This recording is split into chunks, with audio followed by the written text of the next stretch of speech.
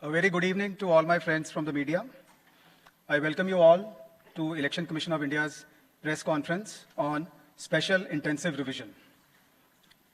I welcome Honorable Chief Election Commissioner Shri Gyanesh Kumar Sir, Honorable Election Commissioner Dr. Sukhbir Singh Sandhu Sir, Honorable Election Commissioner Dr. Vivek Joshi Sir, Senior Deputy Election Commissioners Shri Manish Garg Ji, Shri Pawan Kumar Ji, Deputy Election Commissioners Shri Bhanu Prakash Ji, Shri Sanjay Kumar, DGIT, Mrs. Seema, Ms. Shubhra Saxena, Director ECI, Shri Vijay Pandey Ji, DDG Law. I am Ashish Goel, DG Media. As always, the format of our PC would be, we'll start with the address by the Honorable Chief Election Commissioner, which will be followed by a presentation. That will be followed by a question-answer session. Sir.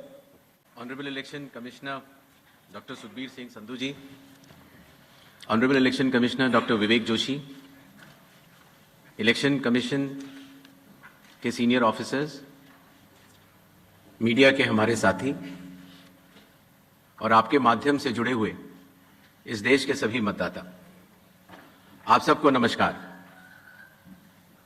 आज हम सब special intensive revision के दूसरे चरण के roll out के संबंध में आयोजित इस प्रेस कॉन्फ्रेंस में उपस्थित हैं। मैं आप सभी का हार्दिक स्वागत करता हूं। सबसे पहले मैं लोक आस्था और सूर्य उपासना के महापर्व छठ पूजा के इस पावन अवसर पर बिहार के सभी मतदाताओं को हार्दिक शुभकामनाएं देता हूं। आज अस्ताचलगामी भगवान भास्कर को अर्घ्य देने के शुभ दिन पर मैं बिहार के 7.5 करोड़ मतदाताओं को विशेष रूप से नमन करता हूं, जिन्होंने निर्वाचन आयोग पर अटूट विश्वास जताया है और एसआईआर में पूर्ण भागीदारी निभाई और अब इस चुनाव में मतदान करने के लिए उत्साहित है। बिहार में एसआईआर के सफल संचालन के बाद आयोग ने देश के सभी 36 मुख्य निर्वाचन अधिकारियों के साथ 2 महत्वपूर्ण सम्मेलन आयोजित किए। इन बैठकों में एसआईआर से संबंधित अनुभवों, तकनीकी प्रगति और भविष्य की दिशा निर्देशों पर भी व्यापक चर्चा की गई। पिछले एसआईआर की मतदाता सूची से मैनुअल भी और तकनीकी तरीके से भी दोनों स्तरों पर मिलान का कार्य लगभग पूरा कर लिया गया है और इसके तैयारी के आधार पर अब चयनित राज्यों में एसआईआर का दूसरा चरण प्रारंभ किया जाएगा। याद रहे, एसआईआर का प्रमुख उद्देश्य है हर योग्य मतदाता को सूची में शामिल करना और अयोग्य को मतदाता सूची से हटाना। आइए अब पीपीटी के माध्यम से आपको विस्तार में एसआईआर के इस फेज 2 के बारे में बताते हैं।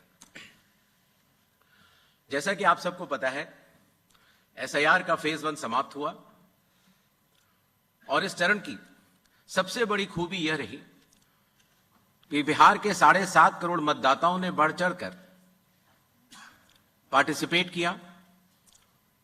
90,000 बीएलओस, सभी 12 राजनीतिक दलों के 1.6 लाख बूथ लेवल एजेंट्स, सब ने मिलकर मतदाता सूची को शुद्ध बनाने का कार्य किया और नतीजा आपके सामने है। 0 अपील्स, अर्थात बिहार की मतदाता सूची अधिकतम शुद्ध मानी जाएगी। अब फेज 2 12 राज्यों में या संघ शासित प्रदेशों में आरंभ होने वाला है। किसी भी मतदाता के लिए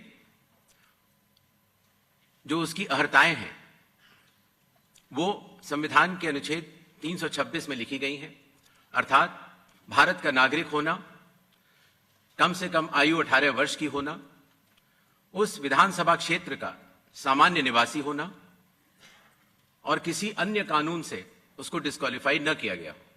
एसआईआर की आवश्यकता के बारे में काफी चर्चा हो चुकी है, लेकिन फिर भी चुनाव आयोग एक बार आपको बताना चाहेगा कि चुनावी कानून के तहत हर चुनाव से पहले इलेक्टोरल रोल का रिवीजन आवश्यक है और या जब भी चुनाव आयोग आवश्यकता अनुसार निर्धारित करे।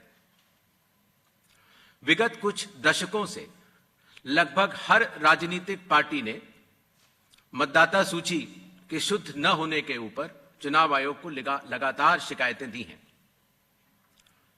पहले सन 1951 से लेकर 2004 तक लगभग 8 बार स्पेशल इंटेंसिव रिवीजन इस देश में चुनाव आयोग ने कराया है और आखिरी इंटेंसिव रिवीजन लगभग 21 साल पहले 2002 से लेकर 2004 की मियाद में पूरा किया गया था।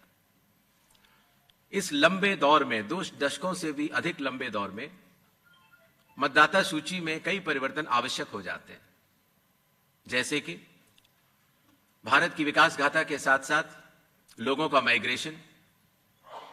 माइग्रेशन के साथ साथ कई बार उनका वोट पुरानी जगह भी बना रह जाता है और नई जगह भी बन जाता है, अर्थात एक से जगह ज्यादा रजिस्टर होने वाले वोटर्स। कई बार किसी की डेथ होने के बाद भी उसका नाम न हटाया जाना या गलती से किसी भी विदेशी नागरिक का नाम मतदाता सूची में आ जाना। इन चारों कारणों की वजह से चुनाव आयोग ने निर्णय लिया कि पूरे देश में चरणबद्ध तरीके से एसआईआर कराया जाए और इसकी पहली कड़ी बिहार आपके सामने समाप्त भी हो चुकी है और बड़े सफलतापूर्वक लोगों ने चुनाव आयोग पर विश्वास भी जताया है। एसआईआर करते समय एक बहुत बड़ी संख्या में चुनावी कर्मी चुनाव आयोग के साथ कंधे से कंधा मिलाकर काम करते हैं। आपको पता होगा कि लगभग हर 1000 वोटर के ऊपर एक पोलिंग स्टेशन औसत तौर पर हो जाता है। हर पोलिंग स्टेशन पर एक सरकारी कर्मचारी बूथ लेवल ऑफिसर के तौर पर कार्य करता है। एक विधानसभा क्षेत्र में 300 या 400 के बीच में लगभग पोलिंग स्टेशंस होते हैं और हर विधानसभा क्षेत्र में एक इलेक्टोरल रजिस्ट्रेशन ऑफिसर होते हैं, वो भी सरकारी कर्मचारी होते हैं और एसडीएम के स्तर के होते हैं और उनके अंडर में ये सारे बीएलओस कार्य करते हैं। इलेक्टोरल रजिस्ट्रेशन ऑफिसर को सहायता करने के लिए assistant electoral officer registration officers भी होते हैं, जो कि लगभग हर तहसील में एक या उससे अधिक होते हैं।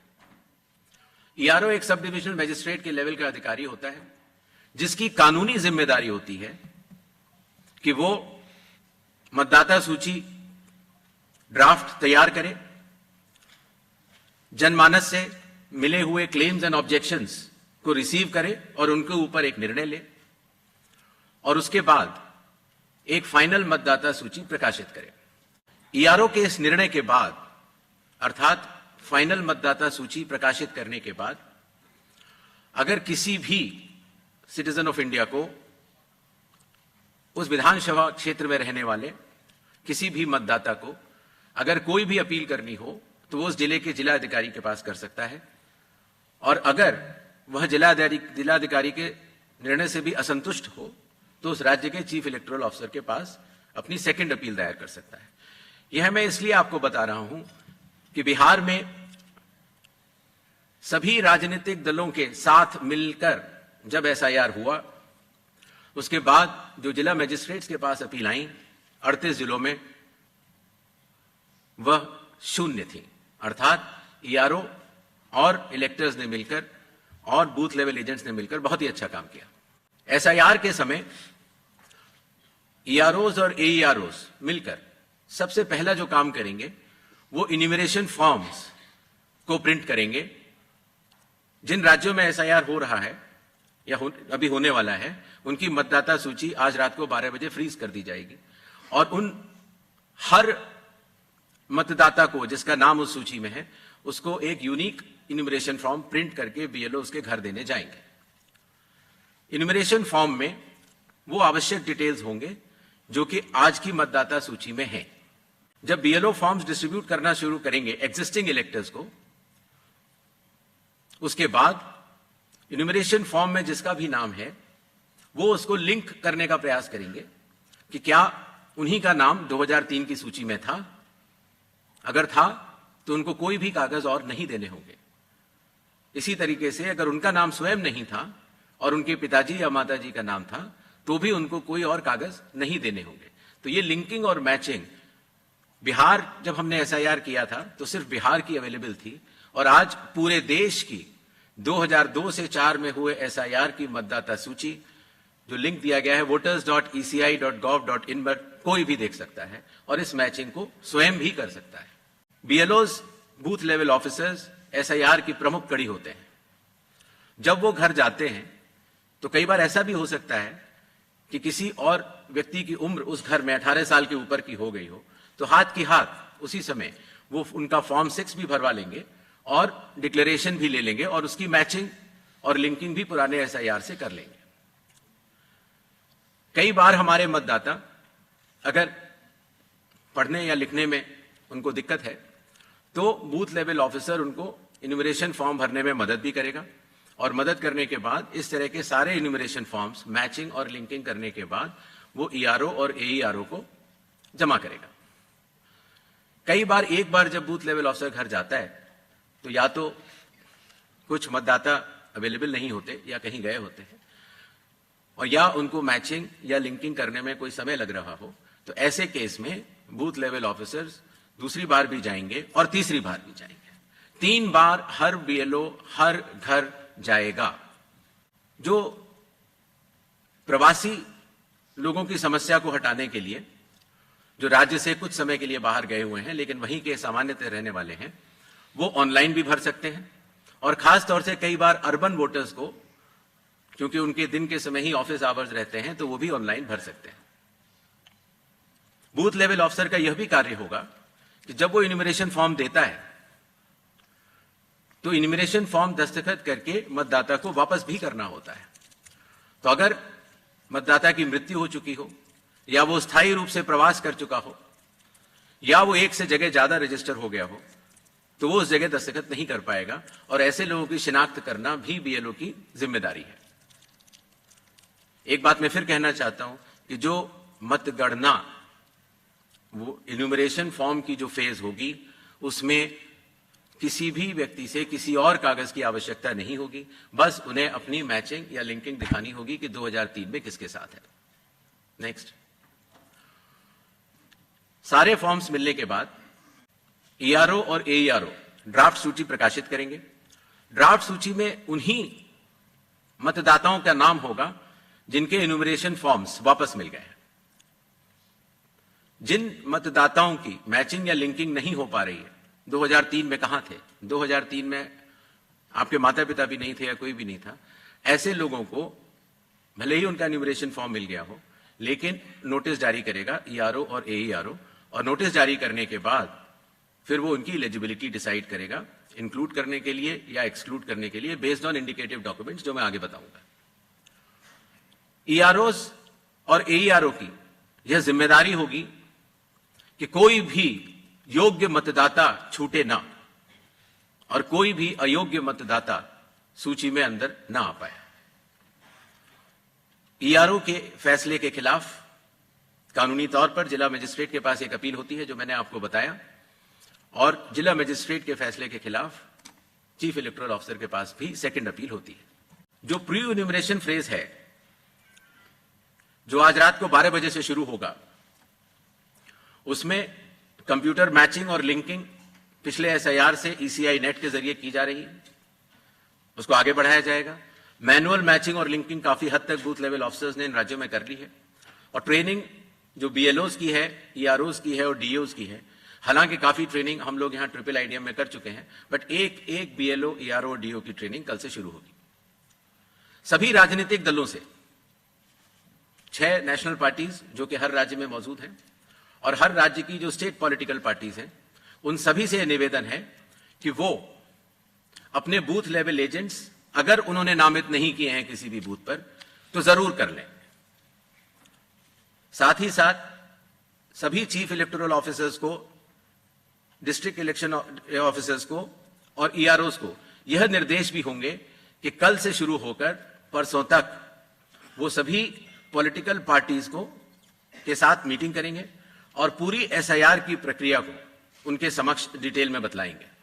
जहां तक बूथ लेवल एजेंट्स का सवाल है हर पॉलिटिकल पार्टी के, जैसा कि बिहार में था, हर बूथ लेवल एजेंट एक दिन में 50 इन्यूमरेशन फॉर्म्स जो साइंड हो इलेक्टर्स के वो कलेक्ट भी कर सकता है, उसके ऊपर अपना सर्टिफिकेशन दे सकता है और बूथ लेवल ऑफिसर्स को भी दे सकता है। इससे जो चुनावी कर्मी हैं और जो राजनीतिक दलों के नुमाइंदे हैं, दोनों मिलकर साथ काम कर सकते हैं। इन्यूमरेशन फेज में इन्यूमरेशन फॉर्म की प्रिंटिंग, डिस्ट्रीब्यूशन, मैचिंग और लिंकिंग विद 2002, 3 या 4 इलेक्टोरल रोल्स और इन्यूमरेशन फॉर्म्स को वापस कलेक्ट करने का कार्य होगा। और साथ ही साथ, जैसा आप सबको पता है, मतदाताओं की सुविधा के लिए चुनाव आयोग ने निर्णय लिया है कि किसी भी मतदान केंद्र में 1200 से अधिक मतदाता नहीं होने चाहिए, जिससे कि भीड़ न लगे। उसके हिसाब से रैशनलाइजेशन ऑफ पोलिंग स्टेशंस भी होगा। सारे इन्यूमरेशन फॉर्म्स जो वापस आने थे, उनके आने के बाद इलेक्टोरल रोल्स की ड्राफ्ट पब्लिश की जाएगी। ये सारी स्टेप्स वही हैं जो बिहार में हुई हैं। और उसी के साथ साथ, चूंकि इन्यूमरेशन फॉर्म लेते समय ये पता लग जाता है कि ये व्यक्ति एब्सेंट हैं या शिफ्टेड हैं या डेथ हैं या डेड हैं या उनके डुप्लीकेट वोट्स बने हुए हैं, उन सब की लिस्टें बिहार में भी वो सभी बीएलए से भी शेयर की गई थी, पंचायत या पब्लिक ऑफिसेज के नोटिस बोर्ड पर भी लगाई जाएंगी और सीईओ के वेबसाइट पर भी अवेलेबल होंगी, जिससे कि कोई भी व्यक्ति एपिक नंबर लगा के देख सकता है कि उसका, जैसे पिताजी का नाम अगर उसकी मृत्यु हो गई है तो वहीं पर है कि नहीं। ड्राफ्ट सूची पब्लिश होने के बाद जिन लोगों की मैचिंग या लिंकिंग 2003 या 2 या 4 से नहीं हो पाई है, उनको ईआरओ नोटिस जारी करेंगे। नोटिस के बाद हियरिंग होगी और हियरिंग में जो भी इंडिकेटिव डॉक्यूमेंट्स हैं उनको चेकिंग किया जाएगा और ईआरओ ये भी उनसे पूछेगा कि 2003 में आप कहां थे या आपके माताजी पिताजी कहां थे, जिससे अगर लिंकिंग नहीं भी हो पाई है तो वो भी कर पाए। साथ ही साथ क्लेम्स एंड ऑब्जेक्शंस का पीरियड भी शुरू हो जाता है। तो किसी व्यक्ति का, योग्य व्यक्ति का अगर नाम छूट गया है तो अपना क्लेम जारी वो जमा कर सकता है इंक्लूजन के लिए, फॉर्म 6 भर सकता है डिक्लेरेशन के साथ, या ऑब्जेक्शंस भी दे सकता है फॉर्म 7 में, या कई बार उसके नाम में अगर गलती हो या किसी और एंट्री में अगर गलती हो तो फॉर्म 8 भी दे सकता है। तो ये क्लेम्स एंड ऑब्जेक्शंस रिसीव का पीरियड होता है, जो कि किया जाएगा, बिहार में भी किया गया था, और उसके ऊपर ईआरओज अपना निर्णय लेंगे। ये कार्य पूर्ण होने के बाद फाइनल रूल्स पब्लिश होंगे और उसके बाद 15 दिन का समय जिला मजिस्ट्रेट के पास फर्स्ट अपील देने का और उसके बाद सीईओ के पास सेकंड अपील देने का, सभी के पास ये कानूनी मार्ग उपलब्ध होगा। जैसा कि बिहार में चुनाव आयोग ने बहुत सफलतापूर्वक दर्शाया कि जो वल्नरेबल ग्रुप्स होते हैं, खासतौर से जो बुजुर्ग हैं या बीमार हैं या दिव्यांग हैं या कई बार हमारी बुजुर्ग महिलाएं हैं, तो इनको अगर किसी भी मैचिंग करनी है 2003 से या लिंकिंग करनी है, उन्हें कंप्यूटर नहीं आता, उनके पास मोबाइल नहीं है या उनको कोई सर्टिफिकेट बनवाना है, तो वॉलंटियर्स जो है वो या तो सरकारी कर्मचारी होते हैं या एनसीसी या एनएसएस के वॉलंटियर्स होते हैं। तो स्वयं उस व्यक्ति के लिए वो चले जाते हैं और वो कागज बनवा लेते हैं, जिससे कि हमारे मतदाताओं को कोई भी असुविधा नहीं हो। और इसकी वजह से आपने देखा होगा बिहार में जब 7.5 करोड़ मतदाताओं ने चुनाव आयोग के साथ कंधे से कंधा मिलाकर जब काम किया तो कोई भी परेशानी नहीं हुई।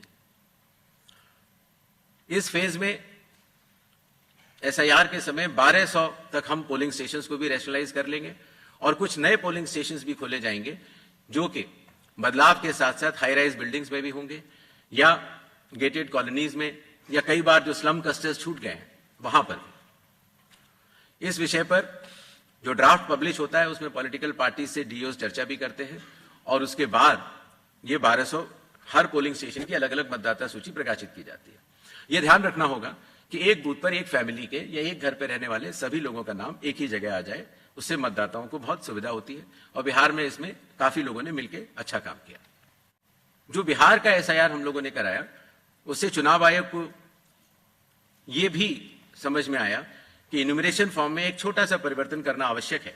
अर्थात जहां रेड बॉक्स आप देख रहे हैं वहां डिटेल्स ऑफ प्रीवियस एसआईआर है, अर्थात 2003 में अगर आप स्वयं थे तो उसके डिटेल्स भर दें या 2003 में आपके पिताजी या चाचा या कोई भी उस जनरेशन के थे उनका भर दें, जिससे कि मिलान सरल हो जाए।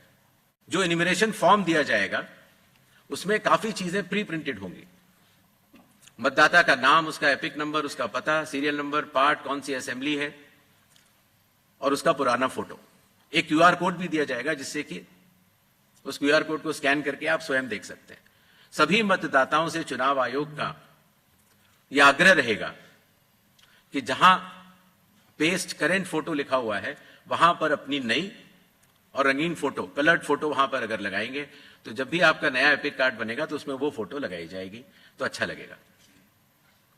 शिनाख्त में भी आसानी होती है, बिकॉज कई बार वोटर कार्ड्स में लोगों के बहुत पुराने फोटो लगे हुए हैं। इन्यूमरेशन फॉर्म का ये हिस्सा है जो प्री प्रिंटेड के बाद नीचे आता है, उसमें ये डिटेल्स इलेक्टर्स को भरने होंगे। आधार नंबर बिहार में भी ऑप्शनल तरीके से चुनाव आयोग ने लिया था और इस बार भी आधार नंबर लिया जाएगा। फादर का नाम भी है, एपिक भी है, आपके स्पाउस मदर फादर का नाम भी है, डेट ऑफ बर्थ भी है। जी, जो प्रीवियस एसआईआर के जो 2 खाने मैंने आपको बताए थे, उसमें स्वयं का अगर नाम है तो पहला जो बाईं तरफ वाला बॉक्स है इसमें इलेक्टर का नाम एपिक अगर उसका है उस समय तो, बिकॉज 2003 में कई लोगों के पास एपिक नंबर नहीं था। रिलेटिव का नाम, कई बार फादर का नाम होता है और रिलेशनशिप, तो वहां पर फादर होगा। किस जिले में है, जैसे ही आप जिला लिख देंगे या स्टेट या एसी लिख देंगे तो जो सारी जो मतदाता सूची पूरे देश की अवेलेबल है 2003 में, उससे सेलेक्ट करना और उससे मैचिंग करना बहुत आसान हो जाता है। इसी तरीके से अगर आपका नाम नहीं है 2002, 3 या 4 की मतदाता सूची में, तो आप अपने फादर, मदर या जो भी उस श्रेणी के जो रिलेटिव्स हैं उनके डिटेल भर सकते हैं, तो उससे भी ये मैचिंग सरल हो जाती है। क्लेम्स एंड ऑब्जेक्शंस के पीरियड में फॉर्म 7 और फॉर्म 8 की आवश्यकता पड़ती है और फॉर्म 6 तो खैर चूंकि इन्यूमरेशन फेज में ही इस बार हम कलेक्ट कर ले रहे हैं। बिहार में हम लोगों ने उसको बाद में किया था, लेकिन इस बार हम शुरू से ही कर ले रहे हैं। जो लिस्ट ऑफ इंडिकेटिव डॉक्यूमेंट्स हैं, जिन लोगों का 2002, 3 या 4 की मतदाता सूची से मिलान हो चुका है, उन्हें कोई भी डॉक्यूमेंट देने की आवश्यकता नहीं है। और जिन लोगों का मिलान नहीं हो पाया वो संख्या काफी कम रह जाती है, सिर्फ उन्हीं लोगों को ये इंडिकेटिव डॉक्यूमेंट्स देने होंगे जो बिहार में थे 11 वो, और आधार कार्ड, नागरिकता का प्रमाण चूंकि नहीं है तो वो आइडेंटिटी पर्पस के लिए लोग दे सकते हैं। ये वो 12 राज्य हैं जहां पर कल से एसआईआर शुरू होने वाला है। Andaman and Nicobar island union territory, state Chhattisgarh, Goa, Gujarat, Kerala union territory, Lakshadweep, Madhya Pradesh, Puducherry union territory, Rajasthan, Tamil Nadu, Uttar Pradesh, west Bengal, इन 12 राज्यों में कुल मतदाता 51 करोड़ के लगभग हैं। लगभग 5,33,000 बूथ लेवल ऑफिसर्स इस महान कार्य में अपना योगदान देंगे। लगभग 7,64,000 बूथ लेवल एजेंट्स जो पार्टीज द्वारा नामित हैं वो इसमें अपना योगदान देंगे और लगभग 10,500 ईआरओस और लगभग 321 कलेक्टर्स। ये पूरी चुनावी कर्मियों की जो टीम है वो इस एसआईआर की फेज 2 में कार्य करेगी और इसको सफल बनाएगी। शेड्यूल, प्रिंटिंग और ट्रेनिंग का कार्य कल से शुरू होगा और 3 नवंबर तक चलेगा। हाउस टू हाउस इन्यूमरेशन 4 नवंबर से 4 दिसंबर तक। Publication of draft electoral rolls 9 दिसंबर 2025। क्लेम्स एंड ऑब्जेक्शंस का पीरियड 9 दिसंबर 2025 से लेकर 8 जनवरी 2026। जिन लोगों को नोटिस जाएंगे उनकी हियरिंग और वेरिफिकेशन का समय 9 दिसंबर से 31 जनवरी तक होगा और फाइनल इलेक्टोरल रोल्स 7 फरवरी 2026 को प्रकाशित किए जाएंगे। धन्यवाद।